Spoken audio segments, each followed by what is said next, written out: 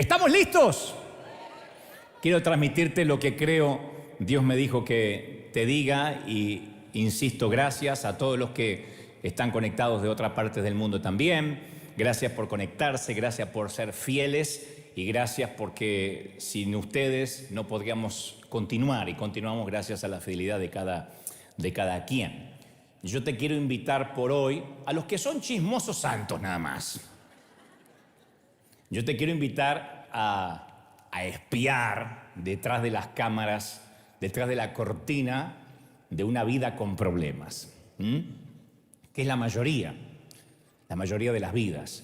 Y quiero por esta mañana o esta tarde, donde están mirando de otras partes del mundo, correr el telón y que veamos los secretos escondidos de las familias, ¿no? Creo que todas las familias tenemos secretos. Y es un viaje, es una expedición, una búsqueda arqueológica de nuestra propia historia.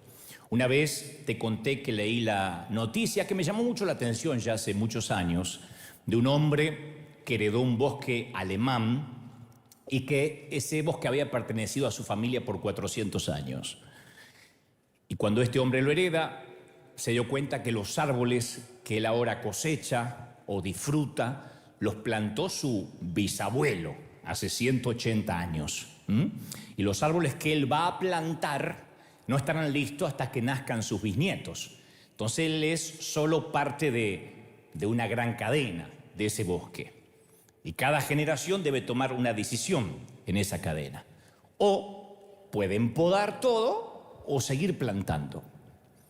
Entonces pueden vender todo, hacerse ricos, o pueden tomar solo lo necesario y dejar una inversión a sus hijos, a sus nietos, a sus bisnietos, dejar que el bosque lo hereden otros. Y yo pensaba a raíz de esta noticia que todos, de alguna forma, cosechamos semillas en la vida sembradas por hombres y mujeres que jamás conocimos. Creo que la mayoría no conoció a su bisabuelo, a su tatarabuelo, a su recontra tatara hiper macro extrabuelo, pero todos sembramos semillas que cosecharán descendientes que quizás nunca veamos. Muchos no hemos de conocer a nuestros tataranietos, a los bisnietos. Bueno, yo sí, porque voy a conocer hasta los ultra, hiper, macro nietos, porque soy de extremadamente joven, pero la mayoría se va a morir antes que yo y entonces no los conocerá.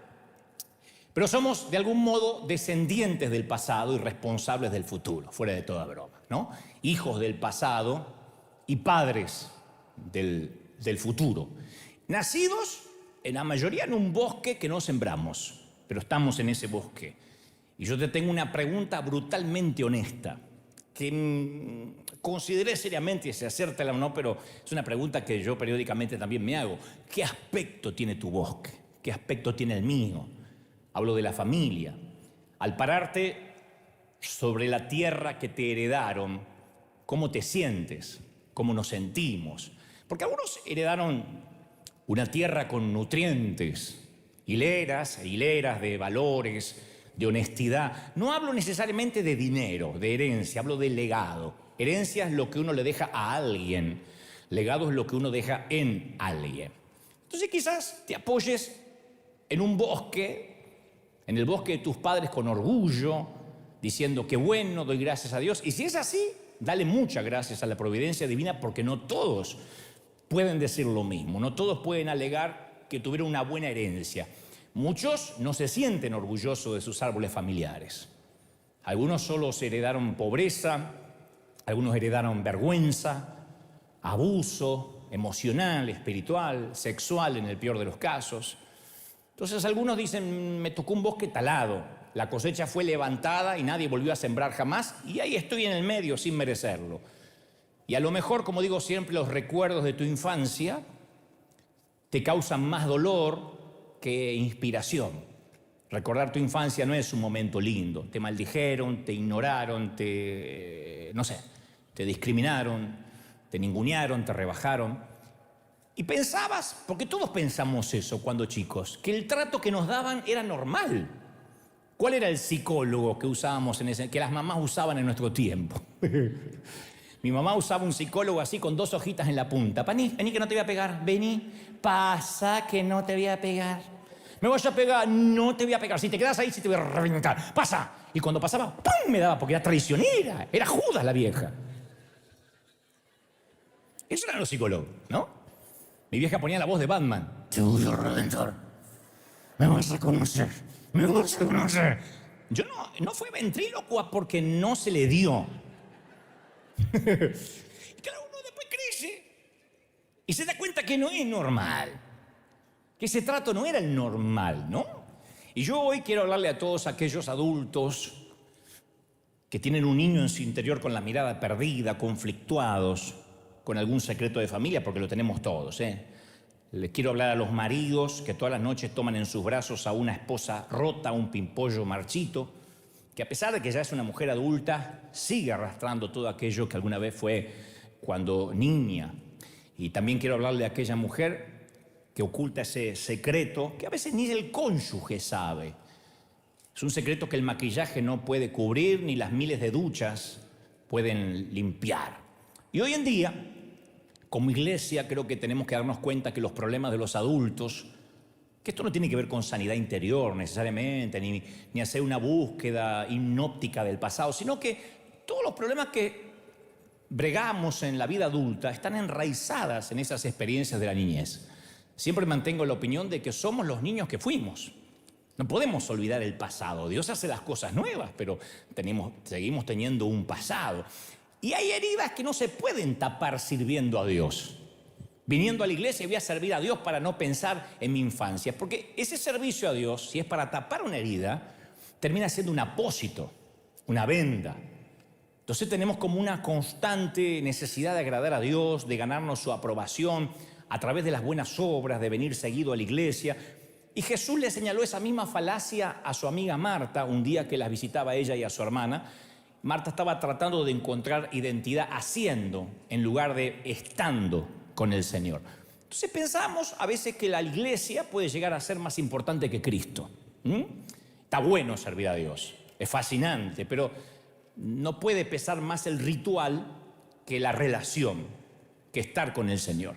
Entonces, si estamos heridos, necesitamos tomarnos un día como hoy o un mensaje como hoy y romper el hábito de usar la iglesia como morfina, como un adormecedor del dolor. Porque hay gente que viene a la iglesia para no pensar en su dolor por 2 horas. Y ese no es el propósito, que no pienses por 2 horas. Yo siempre veo como que la gente viene con una gran mochila, la tira y dice, ¡ay, ahora sí! Cuando yo le digo, bueno, nos vamos, agarra la mochila y dice, bueno, me la llevo otra vez. Esa no es la iglesia. La idea es que no vuelvas a llevarte la carga con la que llegaste esta mañana. Entonces, cuanto más mediquemos los síntomas, menos posibilidades tenemos de que Dios nos sane. Mientras más pongamos un apósito, mientras que no vayamos a fondo. Entonces podemos construir todas las iglesias que queremos, podemos decorarlas con la más fina tapicería, con los mejores adornos, pero si la gente no encuentra sanidad dentro de nuestras paredes, van a continuar con sus heridas. Y en mi caso yo habré fracasado. Habremos fracasado los servidores en no poder ayudar a curar esas heridas. Seguiremos con nuestra retórica religiosa, con nuestros clichés repetidos, sin poder sanar a la gente. Señores, señoras, todos tenemos una historia triste para contar. ¿Sí o no? Amén. No se pongan a llorar ahora, todavía no. Pero todos. Algunos nos hemos criado en hogares que por momentos parecían cuadriláteros de boxeo. Nos dormimos tapándonos la cara o las orejas con la almohada para no escuchar los gritos. Despertamos con los sonidos de vidrios rotos, insultos.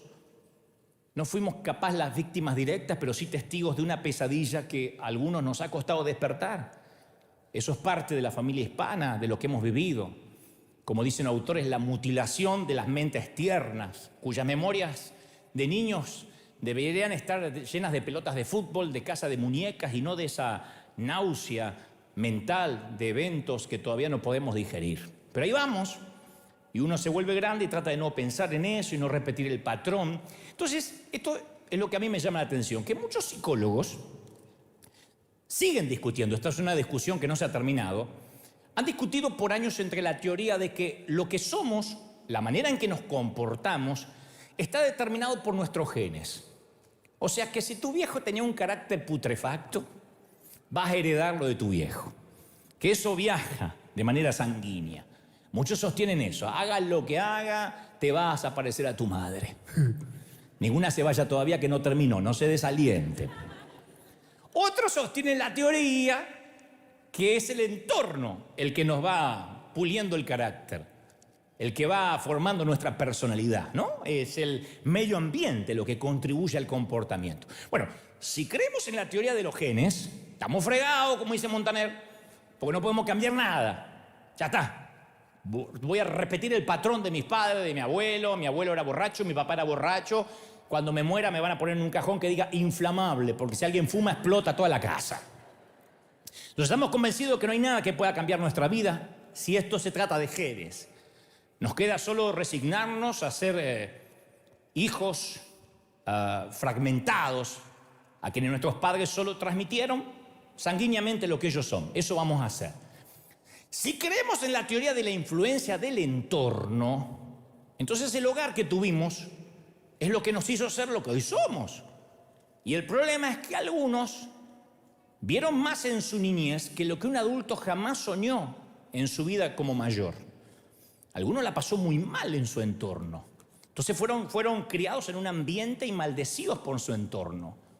Criados en un ambiente hostil, álgido, díscolo. Entonces, en palabras sencillas, ya seas un seguidor de la teoría de los genes o de la teoría del entorno, el pronóstico para ambos es nefasto. A mí, si tengo que creer en una de estas dos, estoy fregado por donde sea. Porque me parecería a mis abuelos, a mis padres o el entorno que tenía que no era el mejor. De las dos maneras no tengo posibilidad de ser un adulto emocionalmente sano. Que estoy sano. Lucas 13:11 dice, y había una mujer, relata el evangelista, que hacía 18 años tenía un espíritu, estaba encorvada y no se podía enderezar. Esa mujer se llegó a Jesús, pero yo no me quiero detener en el milagro, que todos sabemos que después se enderezó, sino que yo creo que algunas circunstancias nos pueden encorvar. No literalmente somatizar, aunque sí, hay gente que puede encorvarse, que puede tener hasta artrosis, artritis a partir de tanta amargura en su interior, pero yo me refiero a una encorvadura metafórica, interior también. Hay gente que va por la vida encorvada a partir de la niñez que tuvo. Y muchos llevan sobre sí ese peso, la presión de secretos familiares, traumas profundos que los han dejado encorvados, que nos han dejado encorvados. Y aunque las heridas obviamente no son frescas, las cicatrices duran para toda la vida y no terminan de sanar. Entonces vamos a la iglesia y nos encontramos con alguien que nos dice, bueno, ya está, deje todo atrás en las aguas del bautismo. Pero el pasado sigue viajando con nosotros. Somos perseguidos por recuerdos que a veces nos cuesta olvidar más que otros. Y tenemos que entender que la torcedura del árbol joven es lo que provoca que el árbol adulto después esté encorvado. No hay nada mágico que pueda enderezar un árbol que de chiquitito la pasó mal. Y es bueno saber que Dios ve el árbol joven, mientras que los hombres después argumentamos sobre el árbol viejo. Decimos, pero mira aquella, qué cara de amargada desayuna con limón, pero mira aquel siempre con esa cara. Claro, uno adjetiva al árbol adulto porque no conoce su historia. No sabemos lo que le pasa. A veces uno, escarbando arqueológicamente en la gente, nos damos cuenta por qué tiene esa cara o esa actitud, o por qué en vez de buenos días ladra. Acá no pasa, en esta iglesia, cuando hacen fila la gente, cuando va al café o al búster, acá son todos Heidi. Pero esto va para los que están en casa. Y no importa qué tan viejo sea el árbol, todavía se ve afectado por la etapa en que fue un retoño, jovencito. Entonces algunas veces, cuando de adultos el dolor se hace insoportable, ¿qué hacemos de adultos? Nos tendemos a encerrar. Ponemos un caparazón, nos blindamos, porque el aguijón del sufrimiento no puede alcanzar un corazón blindado, un caparazón duro, protector. Por eso hay gente que es tan dura, como nuestros padres, la mayoría, Por ahí tuvieron unos papás y unas mamás amorosas, pero en mi caso siempre la abuela es como que excusaba a mi papá y decía, es que él fue criado a la antigua, es que él, el padrastro, lo reventaba a palos, por eso es como es. Entonces él no podía expresar. Entonces puso un caparazón para protegerse, que supongo que se lo puso a los 8 o 9 años mi papá. Pero después no podía amar tampoco, porque es un estado de purgatorio emocional. Cuando uno blinda el dolor, bloquea también los demás sentimientos. Entonces no te puede tocar nada ni nadie, ni lo malo, pero tampoco las cosas lindas. El sexo no nos toca, los sermones no nos tocan, las noches de pasión nos dejan vacíos. Como que el corazón estuviera encerrado en una armadura. Estamos sí haciendo una vida, pero una vida dentro de una burbuja. Y empezamos a sentir de adultos esa soledad que tiene que ver muy poco con el hecho de con quién vivamos o compartir la cama con alguien. Podemos vivir con 10 personas y sentirnos solos. La soledad se intensifica cuando tenemos razones para no sentirnos solos, pero aún así nos sentimos solos. Yo no le estoy hablando a la viuda necesariamente o al joven que se rentó un departamento y vive solo. Yo siempre mantengo la idea que el sentimiento de orfandad es más tolerable si tus padres están bajo tierra. Pero el sentimiento de orfandad, cuando tus padres están ausentes, pero duermen en la habitación contigua, eso es más doloroso. Porque uno se siente huérfano sin razón para ser huérfano. Y esto no significa que nadie quiera ayudarte, que nadie se quiera acercar. Puede ser que a veces la vida nos golpeó tanto, que tenemos tantas capas de cebolla, que la gente solo se acerca y toca la superficie, aunque hayas tenido relaciones y novios y novias, toca la superficie de lo que tienes escondido por años. Y lo llevamos a escondido porque nos da pena, nos da dolor contarlo. Entonces lo que construimos a veces como protección se torna en una prisión para una sola persona, una prisión silenciosa, que a veces lloramos o nos deprimimos sin razón o queremos pasarnos durmiendo todo un día. Y no hablo necesariamente de un pozo depresivo, sino un dolor que no se va. Una vez yo prediqué un mensaje que se titula Atascado entre 2 pisos, que es cuando un elevador está subiendo y queda entre uno y el otro y no puede salir hasta que no te vengan a rescatar. Y yo siento que muchos experimentaron que la vida se les detuvo en alguna situación de la niñez o de la adolescencia y todavía están esperando que esa vida regrese. Pero la vida nunca fue tal como la conocías antes de ese incidente. Años de asuntos sin resolver. Años de estar involucrados con un fantasma, con una relación fallida. Son los recuerdos tristes de oportunidades que no se dieron, de parejas que fracasaron, que no funcionaron. Esos son los compañeros de cama del sufrimiento. Salmo 37, 23 dice, los pasos del buen hombre son ordenados por Dios. Ahora, ¿qué pasa si los pies se quedan atascados? Si dices, ¿sabes, Dante? Yo estoy atascado entre 2 pisos. Muchos jugábamos de niños pretendiendo ser grandes, ¿se acuerdan? Los niños, los varones, yo me ponía los zapatos de mi papá, me pintaba un bigote, las niñas los tacones de la mamá, se pintaban, se maquillaban. Y he escuchado cientos de historias de que un día llegó alguien y transformó esa pretensión en realidad. Tantos días de jugar a ser grande y un día un abuso nos roba la inocencia para siempre. E insisto, el abuso puede ser sexual, emocional, espiritual. Por solo unos minutos, capaz que hoy no serías lo que sos y de la manera que sos. Pero esos minutos nos cambian la vida. Es nuestro 9/11, nuestro 11 de septiembre. Unos pocos minutos a solas con la persona equivocada y eres una estadística. Somos una estadística. Bueno, para ser una estadística hay que contarlo, hay que denunciarlo, ¿no? Esas cosas generalmente, hasta algunos han tenido madres que han dicho no digan nada, protegiendo a un amante, a un esposo, a un primo, a un padrastro. Y generalmente esas cosas no se hablan, no las decimos. Y a partir de entonces nos sentimos demasiado adultos para jugar con niños y demasiado niños para meternos en el mundo de los adultos. Y quedamos atrapados entre 2 pisos. Atascados entre 2 pisos en la vida. Pero, mi querida, Dios es el surcidor de muñecos y muñecas rotas. Dios se especializa en gente difícil, en gente rota, en gente destrozada. Alguien tiene que decir amén. Claro, pero a la gente rota se les hace difícil hasta mantener relaciones. Por ese blindaje que nos ponemos. Y siempre estamos buscando a alguien que pueda cargar con el peso de nuestro dolor. Si no es una pareja, buscamos a nuestros hijos, y si no a una madre, a un padre, o a un pastor, o a un líder, a donde sea. Siempre estamos buscando a alguien. Y el único que me consta, que conozco, que le atrae llevar cargas ajenas es Jesús. Los demás se cansan. Los esposos se rinden, las esposas se van. Nadie quiere cargar con los fantasmas ajenos por muy enamorado que esté. Aunque lo hayas conocido en el Titanic, le hayas dicho ¡Jack! ¡Jack! Se va a hundir. Y si pones demasiado peso sobre los seres humanos, el vagón se rompe. A nadie le atrae los problemas. A nadie le atrae cargar con los traumas que traemos de chiquitito. Jesús encontró una mujer al lado del pozo que había tenido muchas relaciones, 5 maridos has tenido y el que tiene no es tu marido. Mirá que era una muchacha que coleccionaba relaciones. Pero claro, estos hombres o estos esposos o estos maridos, estos amantes eran el síntoma. Jesús fue a la patología. Jesús estaba diciendo, tienes una sed interior que no se va a apagar por cuántos hombres desfilen por tu cama. Jesús sabía que debajo de sus relaciones ella era una mujer hecha pedazos, sedienta de amor, de validación. No estaba tratando necesariamente de satisfacer su carne, sino su alma. Cuando alguien está sediento de amor y de afecto, toma muy malas decisiones.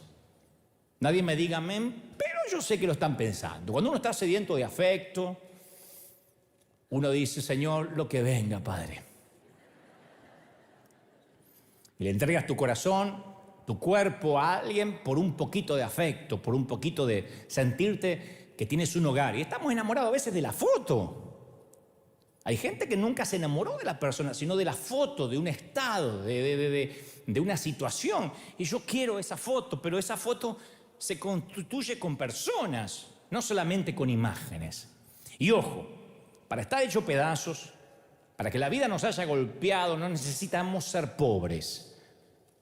Los que estamos aquí, hace un momento vimos unas imágenes de una señora que no tenía muebles, no tenía cama, y uno dice, pobre mujer, está rota. Sí, pero eso no es un patrimonio de la pobreza, de la escasez. En este país solemos creer que el éxito quita el dolor, y no es así. A veces solemos pensar torpemente que un buen crédito o un buen estatus migratorio nos quita el dolor. No, hay futbolistas, hay modelos, hay ejecutivos que están estresados, a punto de colapsar, adoloridos, vulnerables. El dolor, como dijo alguien, también maneja un Porsche y maneja un Mercedes. El dolor colecciona palos de golf. No solamente el dolor no se confina a los caseríos, a los cordones de emergencia, a las villas miseria. El dolor también vive en Beverly Hills y en los barrios exclusivos. Como digo siempre, yo no sé qué hay en lo alto de la cima que los asusta tanto, pero el dolor también colecciona Oscar o Grammys o Emmys sobre la chimenea, y son gente que buscan el suicidio porque no saben a quién recurrir, aunque capaz que sean celebridades de Hollywood. El tema es que nosotros no somos psicólogos. Y como no somos psicólogos, no creemos en la teoría de los genes ni en la teoría del entorno, somos teólogos. Creemos en el poder de Dios, en el nuevo linaje sanguíneo, en la nueva transfusión. No, yo pensé que iban a aplaudir más que eso, ¿sí o no? Claro, es ese poder que destruye lo que el enemigo quiso hacer en nuestra niñez. Como que Dios dice, mirá lo que mi gracia hace con un bosque talado.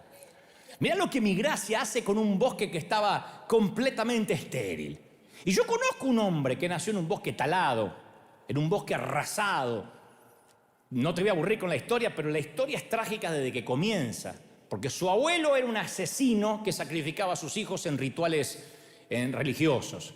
Su padre destruía todas las casas de adoración, se burlaba de los creyentes. Era un momento tenebroso para nacer.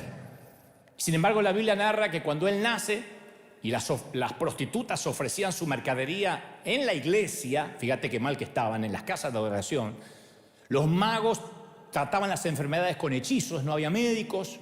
Esto lo dice la historia. El vudú, la superstición era moneda corriente. Y cuando nació pensaron de tal palo tal astilla. Mira lo que es el abuelo, mira lo que es el hijo. Era el hijo del Chapo Guzmán. Era el nieto de Pablo Escobar. Va a decir, se va a meter en el negocio. Su padre era seguidor de la magia negra. Su abuelo, el rey Manasés, era un corrupto. Casi era un político latinoamericano. Mira lo que te digo. Fue recordado como el rey que derramó muchísima sangre inocente de extremo a extremo en Jerusalén, dice 2 de Reyes 21:16. Su padre, el rey Amón, murió en manos de sus propios oficiales. Lo terminaron matando porque el tipo era un genocida, un Hitler. Su epitafio dice, hizo todo lo que estaba mal delante de Dios. Eso dice su epitafio. Todo lo que estaba mal, eso es lo que hizo en su vida. Y ahora nace el chiquito Josías y hereda un trono deslúcido. Y aún así revierte la tendencia de la nación. Le imprime un nuevo cauce a la época. Hace una reforma. De hecho, si ustedes lo buscan en la Biblia, se llaman las reformas de Nehemías. Fueron tan notables las reformas que 2600 años después seguimos hablando de las reformas de Josías. Y el mundo vio reyes más ricos, el mundo vio reyes más nobles, ha visto hombres más poderosos, pero nunca ha habido un rey más valeroso que Josías, que tomó una valiente decisión. En Segunda de Reyes 22:2 dice, y Josías anduvo en el camino de David su padre. No se apartó ni a derecha ni a izquierda. Presta atención porque David no era el padre. David era un bisabuelo, pero él anduvo como David su padre. Heredó un trono frágil, una corona deslúcida, el templo estaba en desorden, la ley se había perdido. Un día hojeó el álbum familiar y dijo, tengo que encontrar un abuelo digno de admiración. Alguno de toda la familia tuvo que haber sido bueno. Se pasó por alto al padre, se pasó por alto al abuelo y llegó a David, al rey David. Dio un salto hasta atrás y dijo, yo voy a parecerme a este tipo. Quiero parecerme a David. O sea, no podemos elegir nuestros padres, pero podemos escoger nuestros modelos, ¿sí o no? Nuestros mentores. Segunda de Reyes 23 dice que Josías derribó los altares de los Baales, destrozó los altares de la suegra, del incienso, destrozó los... No tengo nada contra la suegra, es un chiste. Pero si fueran buenas las suegras, Dios tendría una, medítenlo. Quemó los huesos de los sacerdotes, derribó los altares y dijo, no voy a abrazar a mis padres ni a mi abuelo, sino lo que hizo David. A los 8 años, el nene decidió servir al Dios de David. Y a los 26 años, dice, en el año 18 de su reinado, o sea, 8 años más 18, ya tenía 26 años, cuando dice, había purificado la casa y adoraba a su Señor. Ya el Dios de David era su Dios. La historia cuenta rápidamente, para no aburrirte, que cuando estaban construyendo el templo, un obrero encontró un rollo, no sabía qué era, y lo fue a ver Josías, y era toda la ley de Moisés. Y él dice, increíble cómo el pueblo se alejó de lo que Dios le dijo a Moisés, quedó impactado. Entonces Josías estaba ahí para producir un cambio. Pregunto, ¿será posible que Dios te plantó en ese árbol talado, en esa familia, para producir un cambio? Para producir un cambio generacional, un punto de inflexión. ¿Será posible que dejemos de estar bajo el control del pasado? Porque a veces decimos, si tan solo hubiese nacido en otra familia. Yo no pedía nacer lejos, de este lado de Tijuana, nada más. Unos metros. ¿Por qué, mamá, no cruzaste y me pariste del otro lado del muro? Si tan solo me hubiesen dado más amor, si hubiese tenido más dinero, si hubiese tenido más estudio, tal vez, como Josías, para encontrar a alguien digno de emular, tenemos que ir a ver a algún familiar y tal vez no encuentres a nadie. Diga, yo ni abuelo ni tatarabuelo tengo. ¿Qué sé yo? Voy atrás y por ahí me encuentro con Pancho Villa, con un... qué sé yo, pero... Y capaz que no encontramos a nadie. Si no encontramos a nadie, San Juan 3:6 dice, la vida humana nace del hombre, o sea, del hombre y la mujer, ¿no es cierto?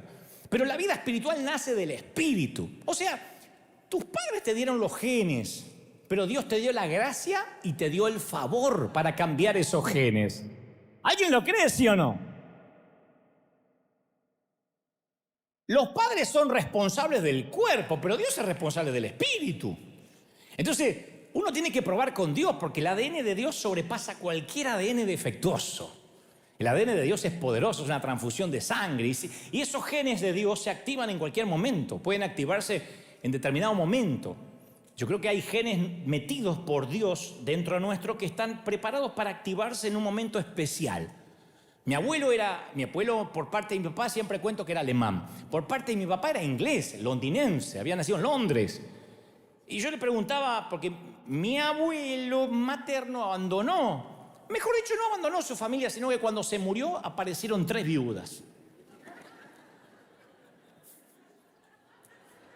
Ninguna sabía la existencia de la otra, obviamente. Ese era el secreto del abuelo. Entonces casi no se hablaba del abuelo, ¿no es cierto? Porque se encuentran 3 viudas en derredor de un ataúd, es un problema. Que todas estén a la vez ahí. Y alguna que no fue. Entonces nadie hablaba del abuelo inglés, hablaban del abuelo alemán. Y yo preguntaba del abuelo inglés y un día mi mamá me dice, tu abuelo era un artista. Y me muestra algunas pinturas, fotos. Mi abuelo era escultor, actor. Y a mí se me encendió algo. Digo, bueno, ese gen está en algún lado. Mi abuelo era Stockley. Yo digo, ese gen está dentro de los Stockley. Si en los Goebbels no encuentro algo, voy a ver si encuentro... No por las viudas, sino por el arte, ¿no? Y un día ese gen se activó en mi vida. Saltándose una generación, se activó, porque hay genes que esperan ser activados en su momento. Yo nunca pensé que, por ejemplo, podría estar al timón de una iglesia. Siempre decía, no voy a poder, no tengo lo que hace falta. Para Dios no era una sorpresa. No digo que la esté haciendo bien, pero ni siquiera pensaba que podía hacerlo mediocremente. Entonces, para Dios no era una sorpresa porque Él había programado que eso ocurriera. Yo siempre dije, no lo voy a poder, no está en mí. No sabría qué decir todos los domingos, cambiar el discurso y cambiar el mensaje. Pero la vida humana nace del hombre, mientras que la vida espiritual nace del Espíritu. La vida espiritual nace del Espíritu. Alguien tiene que creerlo, ¿sí o no? Entonces, ahora, y otra cosa, no podemos elegir a nuestros padres, pero podemos escoger a nuestros modelos, nuestros mentores. Nuestros genes necesitan un ambiente de fe para poder activarse. Entonces, antes que alguien nos hubiese maldecido, ya Dios nos bendijo. Y el mundo espiritual que nos rodea empiezan a activar esos dones que a lo mejor se saltan generaciones. Al igual que Josías, a lo mejor nos encontramos en un bosque talado. Pero ese bosque no nos tiene que definir. Podemos ser una voz en nuestra familia. Así que como el abuelo tenía 3 viudas, fui al otro abuelo yo. Y el otro abuelo, el alemán, voy para atrás y me entero que otro abuelo alemán y otro abuelo alemán habían estado en la guerra. Así que yo dije, no sigo buscando porque me encuentro con un nazi. ¿Y de qué murió el bisabuelo? De cirrosis, era alcohólico. ¿Y el abuelo? ¡Oh! Era recontra alcohólico. Y papá también era alcohólico. Yo dije, estamos fregados. No había premios Nobel, no había Pulitzer. Había premios de otro tipo, pero no había...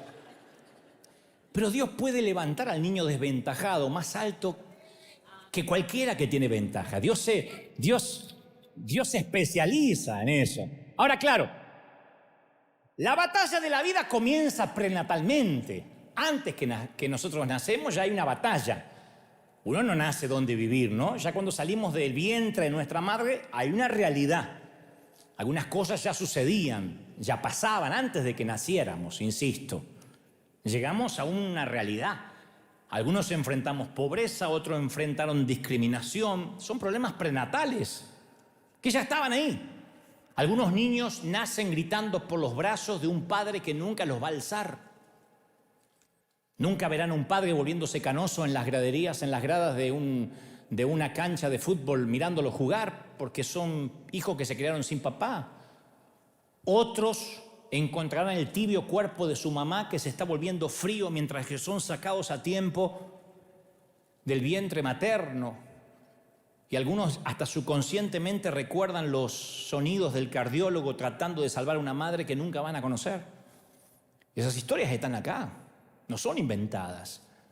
Otras, peor aún, arrojan un bebé en el tacho de basura o los cambian por un poco de droga. Y uno empieza a andar por la vida diciendo, no valí ni siquiera para mi propia madre. Pero en todos estos años yo he visto cómo Dios se las ingenia y se vale de esas desventajas. Principalmente con las vidas que parecen escritas con las tintas de lágrimas. Porque acá hay gente que ha pasado bastante duro a su vida. Y Dios tiene como el hábito de usar a los hijos que son rechazados. Usó a José, que fue arrojado en un hoyo por los hermanos. Usó a David, que fue abandonado en el campo, que fue ninguneado por el padre. Ahora, yo no te voy a mentir, porque nos conocemos hace mucho, pero yo te puedo asegurar que hay dolores de la infancia que no se van nunca. Es como que no desaparecen por completo. No te voy a decir, no te vas a acordar más. No, en mi caso yo entendí que la única forma de reivindicar la muerte de mis padres es darle a mis hijos lo que no recibí. Es darle todo aquello que yo hubiese querido tener. Ofrecer lo que queremos es un principio bíblico.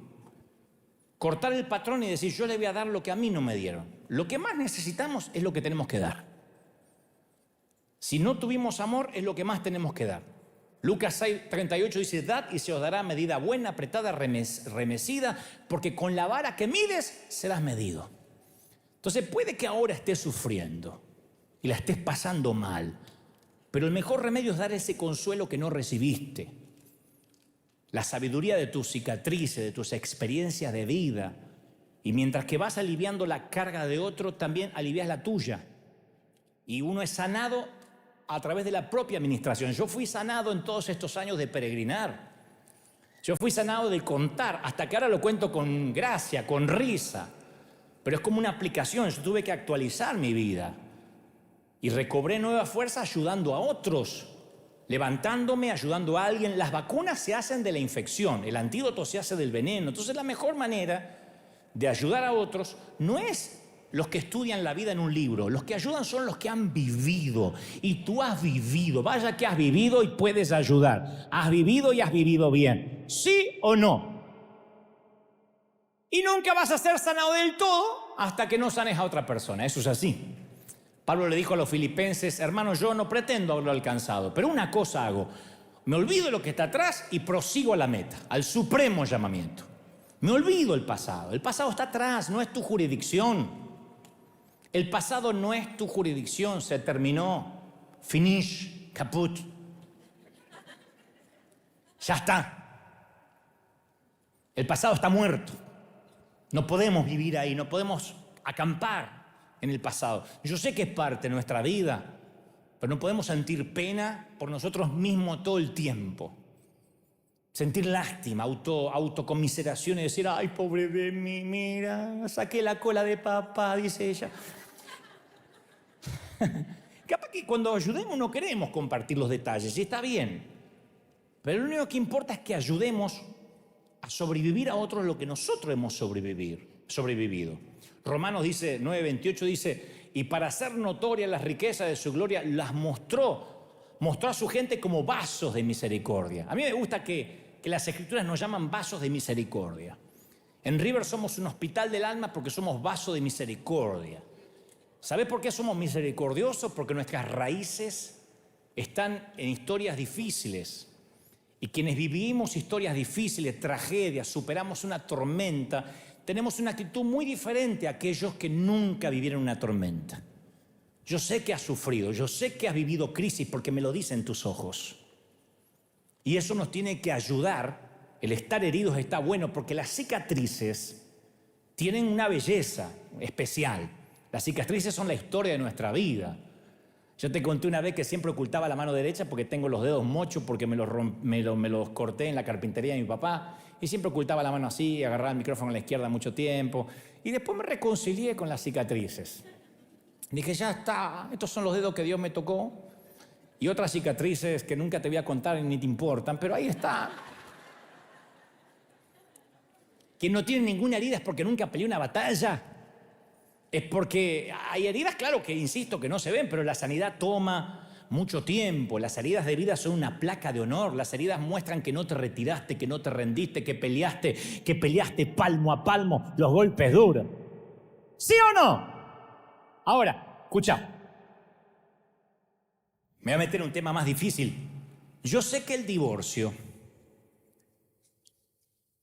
la definición es el desgarramiento de un sueño, algo que no se pudo concretar. Eran dos agendas que se unían y de repente se hizo añicos.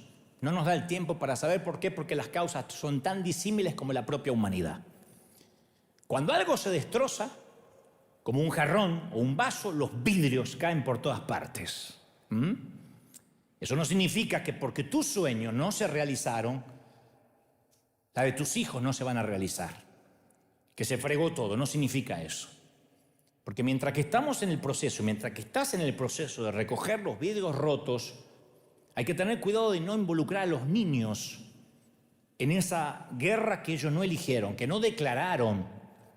Porque la palabra pervertir significa desviarse del uso natural. Es un pervertido, está pervirtiéndolo, desvió el uso natural del niño. Pero no habla en términos sexuales necesariamente, porque muchos padres nos causaron estrés, abrumándonos con problemas de adultos. Un día yo veía a mi papá tomar un arma y querer pegarse un tiro. Y yo era chiquito y mamá me dice, anda a la habitación, y escuchaba los gritos y las cosas. No crean que me empezó a ir bien en el colegio. Pero después uno me hablaba mal del otro, hasta que después se reconciliaban o no. Pero hay muchos padres divorciados que toman de rehenes o de cómplices, metiéndolos en un equipo o en el otro a los chicos. Y los niños nos hacemos desconfiados. Porque si no podemos confiar en papá, ¿en quién vamos a confiar? ¿En Dios? Menos. Si papá es un canalla que engañó a mi madre, porque me lo dijo mi propia madre, ¿qué voy a confiar en Dios? Ahora, no te estoy diciendo que tapes lo que pasó.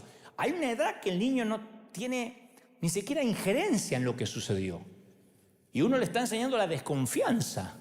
Claro, ellos pueden llegar a casarse, pero yo te profetizo que van a vivir solos, aunque compartan la cama con alguien, porque perdieron la capacidad de confiar y dar confianza. Y esa es nuestra responsabilidad.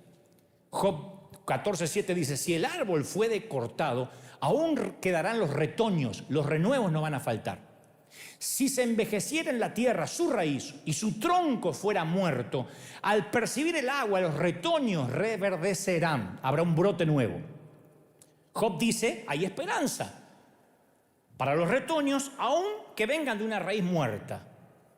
Entonces tengo que decirte esto de corazón a corazón, no destruyas el retoño, aun cuando te tocó por desgracia perder la raíz, cuando el matrimonio te fue mal. Tal vez el árbol está perdido, pero nuestra obligación moral, espiritual, salvar los retoños, porque si ellos mueren con el árbol, todos estos años habrán sido en vano. Insisto, capaz que la raíz está muerta, el árbol fue derribado al piso, no se te dio el sueño de la princesa y el príncipe, pero el propósito es salvar el retoño. Si perdemos a nuestros hijos por un divorcio, vamos a dañar nuestro futuro, vamos a dejar un árbol talado. No podemos salvar la relación, bueno, salvemos la profecía, las víctimas de una guerra. Si el sueño no se hace realidad, salvemos la profecía. ¿Quién es la profecía? Nuestros hijos, nuestro futuro, hay que salvarlos. Cuando tengan 18, 20 y quieran saber por qué mamá y papá se separaron y no funcionó, sabrán como adultos canalizar esa información. De chiquititos ya tienen su propio estrés como niños. Que la maestra, que el bullying, que la prueba de matemáticas, no necesitan saber que mamá engañó a papá. No ahora. Porque produciremos adultos desconfiados. Entonces, dice la Biblia, se puede hacer un buen retoño de un árbol muerto. Y yo estoy convencido que post pandemia Dios está empecinado en sanar nuestras heridas. Mi mamá solía decirme siempre que volvía a casa con una lastimadura, con alguna herida, me decía, las cosas tapadas no se curan. Tengo un mensaje que se llama así, las cosas tapadas no se curan, no se tapa. Déjalo al aire, que le dé el viento. Y soplaba la vieja con su saliva mágica. Sanar es como el dióxido de carbono, que el cuerpo no puede usar, hay que exhalarlo y dejarlo fuera del espíritu. Entonces es imposible respirar aire puro mientras que no exhalemos el aire impuro. Job 11:16 dice, y olvidarás tu miseria, te acordarás de tus recuerdos como aguas que pasaron. La vida te será más clara que el mediodía, tendrás confianza, dormirás seguro, te acostarás y no habrá quien te espante. Entonces olvidar no es amnesia. Una vez que se saca el aguijón, la sanidad es inevitable. Y Job dice, vas a tener recuerdo, pero va a ser como aguas que pasan. Por eso dice la frase por ahí, nadie se baña en el mismo río 2 veces. Porque las aguas siempre van pasando, no es el mismo río. Entonces no va a ser más un recuerdo que nos arruine la vida. Y este año tengo una palabra de parte de Dios, déjalo ir. Al ex, a la suegra, déjala ir, ya está. Déjala ir. Que la vida siga su curso. La vida te será más clara que el mediodía. Tal vez por eso David dijo en el Salmo, por la noche durará el llanto y por la mañana vendrá la alegría, la risa. Entonces cuando uno está bien con Dios, cuando uno tiene las cuentas arregladas, el pasado se desprende de nosotros como un saco. Que podemos decir, bueno, lo recuerdo, tenía aquel saco viejo, pero no tengo que llevarlo puesto. Ya está, lo dejé en el closet. Por medio de Ezequiel, Dios da un mensaje a la nación de Israel y es un mensaje semi-escondido. No se usa mucho porque metafóricamente compara a Israel con una niña abusada. con una niña violada.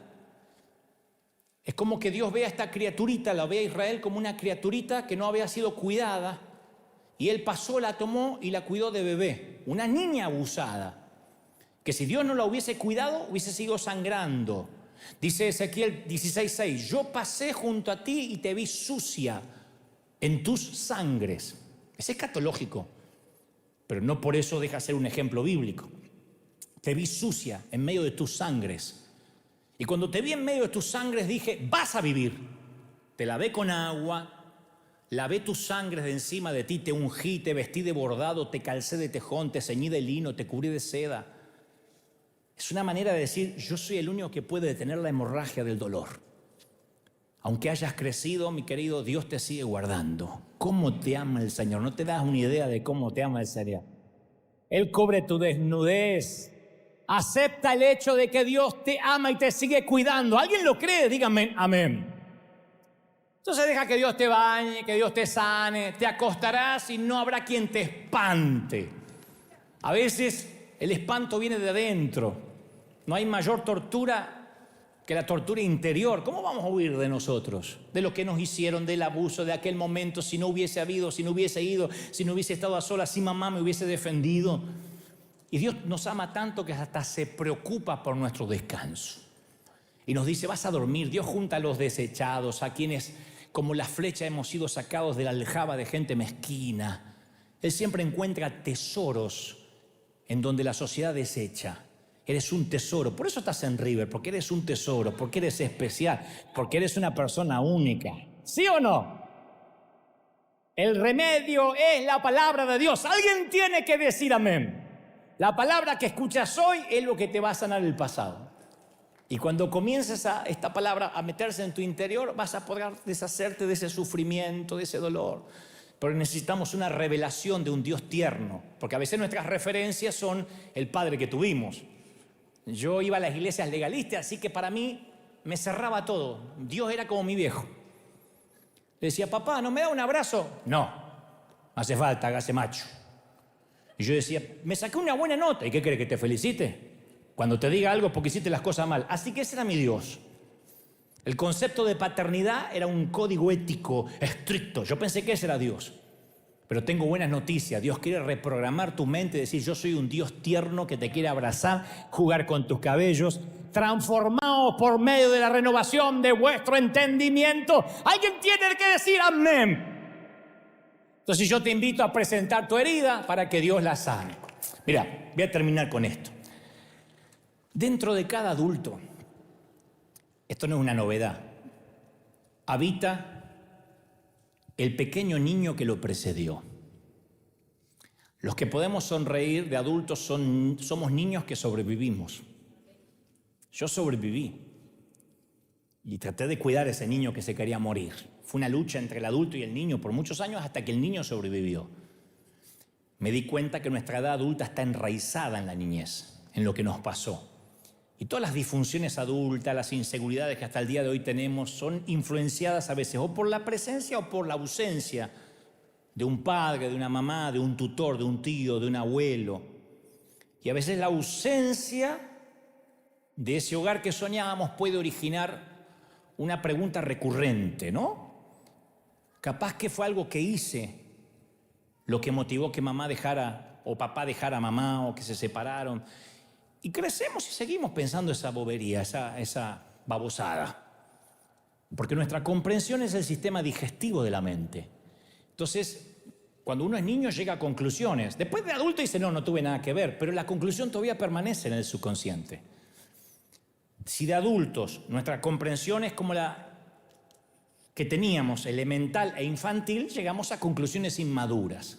Y esta es la más peligrosa de todos. Especialmente en la mente de un adulto lastimado, cuando cree que todo lo que toca lo arruina, como me lo dijo mi papá, como me lo dijo mi mamá. Entonces hay mucha gente aquí que creció en hogares destrozados y en algún momento llegaron a la conclusión de que por su culpa el hogar no funcionó.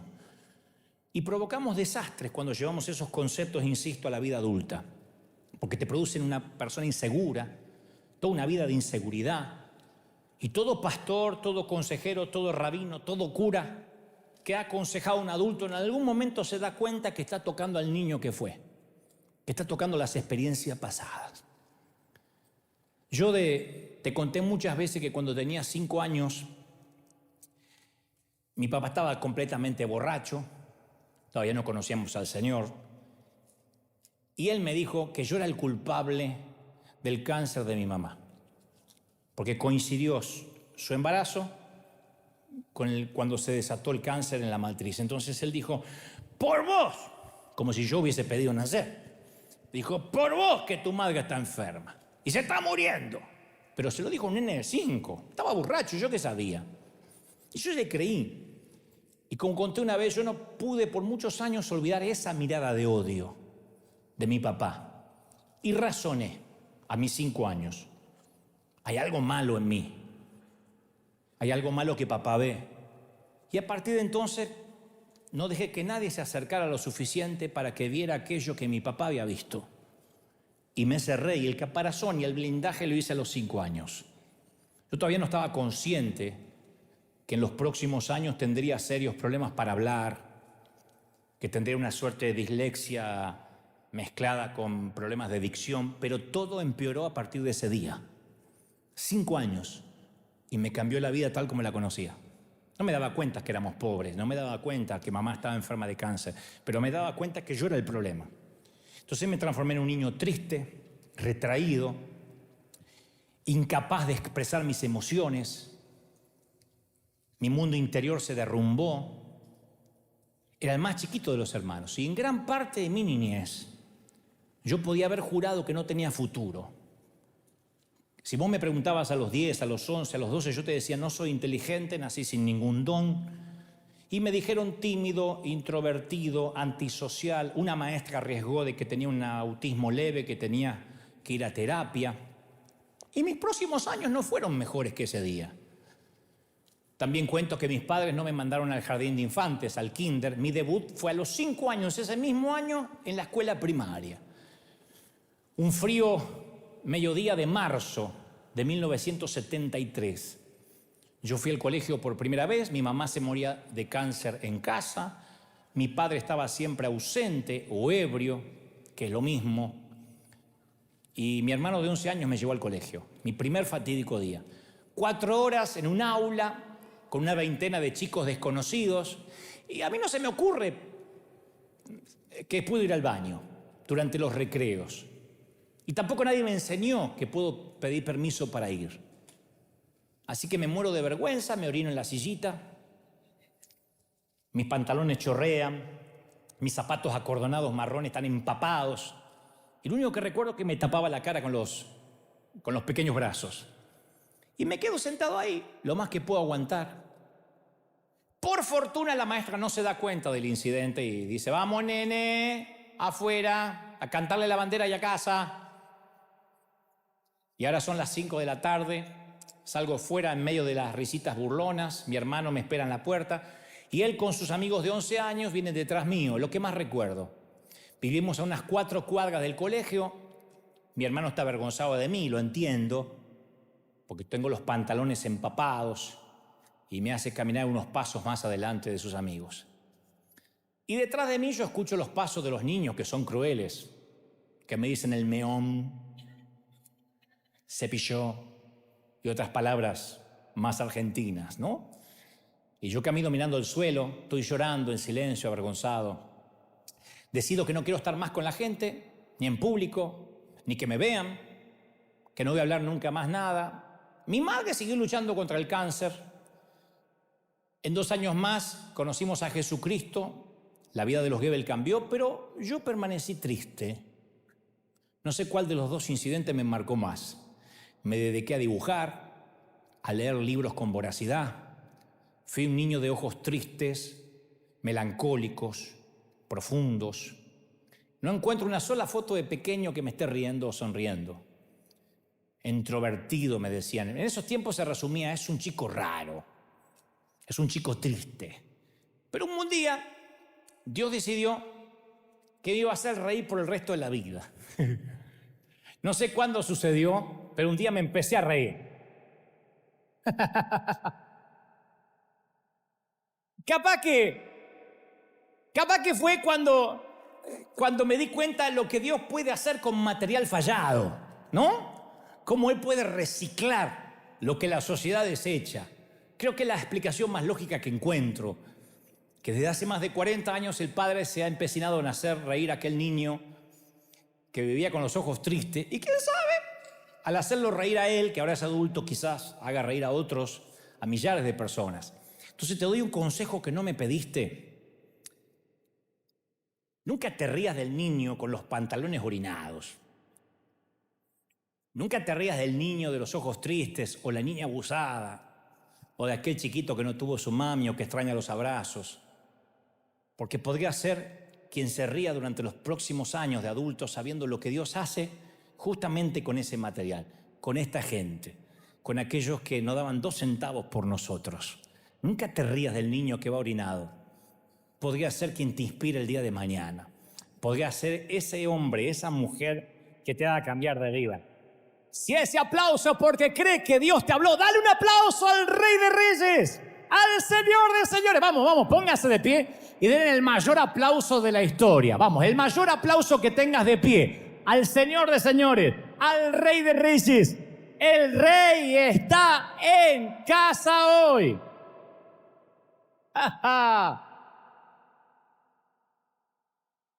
Miren, pongan las manos así como para recibir algo, ¿no? Como que te voy a dar un regalo. No te puedo enviar a casa sin un regalo. Después pueden llevarse otros en el bookstore de recuerdo, pero este es uno gratis. Yo quiero bendecirte y bendecir a través de tus manos de adulto el niño que fuiste. Quiero tocar a aquel niño que fuiste. Por un ratito me los imagino a todos chiquitos, meados. Pero fuera de toda broma, quiero llegar a ese niño al cual le faltaron abrazos, le sobraron retos. Aquellos que añoraron un hogar mínimamente funcional y no se pudo. Aquellos que darían cualquier cosa por traer de regreso un minutito a ese papá que ya no está. ¿Qué daríamos por 5 minutos con mamá otra vez y arreglar esas cuentas pendientes que no se resolvieron? ¿Qué daríamos por volver con una máquina del tiempo un día antes del abuso, de esos 4 o 5 minutos fatales que te robaron la inocencia para siempre? ¿Qué daríamos por cambiar algo? Y no podemos. ¿Qué más quisiera decirte que puedo? Pero en esas manos que hoy se levantan con las palmas hacia arriba, yo deposito sobre ti la sanidad. Dejamos abiertas las heridas, porque las heridas tapadas no se curan, ¿te acuerdas? Y tenemos que sanar. Oro para que Dios te bendiga, para que Dios te guarde. Vamos, los que saben orar, oren al Señor ahora con sus propias palabras. Diga: Señor, yo necesito una nueva vida. Necesito cambiar el paradigma, el linaje sanguíneo. ¡Aleluya! Todos. Vamos, clamen al Señor, clamen. Faltan poquitos minutos, pero no quiero que te vayas sin que te vayas sano. Y esas lágrimas que recorren tus mejillas sean sanadoras a los que están mirando de las otras partes del mundo. Recibe esto de parte del Señor. ¿Cómo no te va a amar el Señor? Si en sus manos te tiene esculpido. Y no importa si eres, insisto, católico, ateo, musulmán, judío, fundamentalista, conservador, liberal. El Señor te ama porque te conoce de chiquito, de chiquita. Te ama tanto el Señor. A donde estés, quiero que digas: Señor Jesús, entra en mi vida. Perdona mis pecados. A los que vinieron de curiosidad por primera vez, ¿sabes cómo se hace para que Cristo entre en tu corazón? Diciéndole: Señor, perdona mis pecados. Repite conmigo: perdona mis pecados, entra en mi corazón. Sana mis heridas. ¿Cómo te ama el Señor? ¿Cómo no te va a amar, mi viejo? ¿Cómo no te va a amar, mi querida? Mirá esas señoras adultas, esas damas tan elegantes que ocultan a aquella niña que alguna vez fue y que jugaba.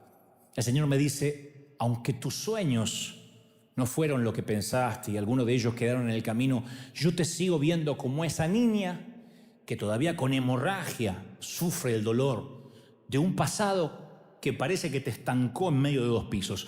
Pero sana el Señor. Detén, Señor, ahora esa hemorragia. Cura las heridas. Vamos, levanten sus manos y adoren al Señor. Los que se sienten libres, digan: Señor, yo quiero sentirme libre hoy. Hoy vas a dejar la carga acá, Prohibido llevarse la maleta a casa. Prohibido llevarse la carga a casa. Hoy dejas la mochila y te vas libre, sano, próspero, bendito. Bendigo tu vida, bendigo tu entrada, bendigo tu salida, tu acostarte, tu levantarte. ¿Pueden sentirlo? Vamos, vamos, vamos, vamos. Todos.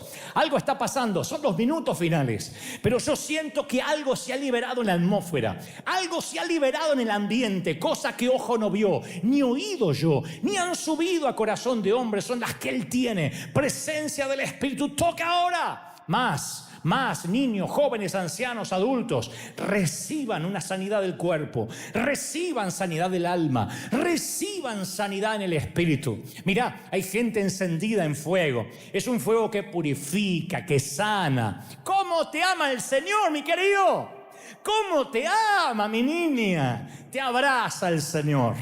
Y no importa si tienes 4, 5, 6 décadas de vida, el Señor me dice que te diga: te bendigo. Suelto sobre ti, escuadrón de búsqueda en combate contra las filas invasoras, una nueva sanidad, una nueva unción, un refrigerio. Mirá, los chiquititos que ahora transformados en adultos agradecen a Dios.